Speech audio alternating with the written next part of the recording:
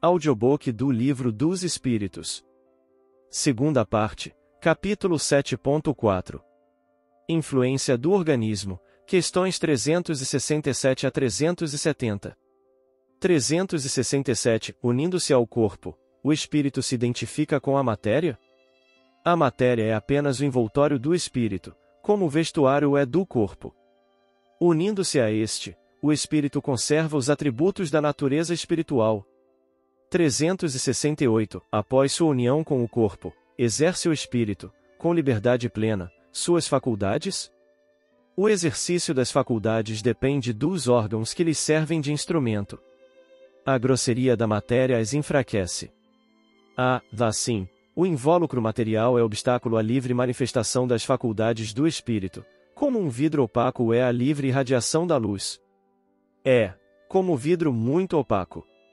Pode-se comparar a ação que a matéria grosseira exerce sobre o espírito à de um charco lodoso sobre um corpo nele mergulhado, ao qual tira a liberdade dos movimentos. 369. O livre exercício das faculdades da alma está subordinado ao desenvolvimento dos órgãos.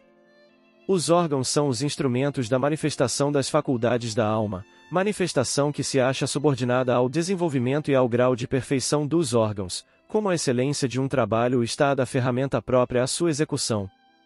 370. Da influência dos órgãos se pode inferir a existência de uma relação entre o desenvolvimento do cérebro e o das faculdades morais e intelectuais?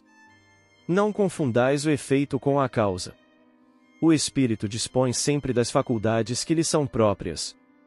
Ora, não são os órgãos que dão as faculdades, e sim estas que impulsionam o desenvolvimento dos órgãos. Dever-se-á deduzir daí que a diversidade das aptidões entre os homens deriva unicamente do estado do espírito. O termo unicamente não exprime com toda a exatidão o que ocorre. O princípio dessa diversidade reside nas qualidades do espírito, que pode ser mais ou menos adiantado. Cumpre, porém, se leve em conta a influência da matéria, que mais ou menos lhe cerceia o exercício de suas faculdades. Encarnando, traz o espírito certas predisposições, e se admitir que a cada uma corresponda no cérebro um órgão, o desenvolvimento desses órgãos será efeito e não causa. Se nos órgãos estivesse o princípio das faculdades, o homem seria máquina sem livre arbítrio e sem a responsabilidade de seus atos.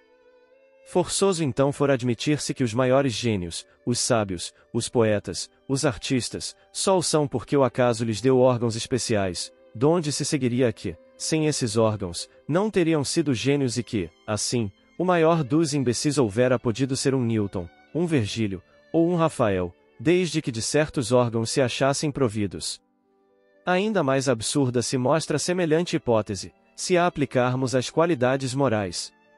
Efetivamente, segundo esse sistema, um Vicente de Paulo, se a natureza o dotara de tal ou tal órgão, teria podido ser um celerado e o maior dos celerados não precisaria senão de um certo órgão para ser um Vicente de Paulo. Admita-se, ao contrário, que os órgãos especiais, dado existam, são consequentes, que se desenvolvem por efeito do exercício da faculdade, como os músculos por efeito do movimento, e a nenhuma conclusão irracional se chegará. Sirvamo-nos de uma comparação, trivial à força de ser verdadeira. Por alguns sinais fisionômicos se reconhece que um homem tem o vício da embriaguez. Serão esses sinais que fazem dele um ébrio, ou será a ebriedade que nele imprime aqueles sinais? Pode dizer-se que os órgãos recebem o cunho das faculdades.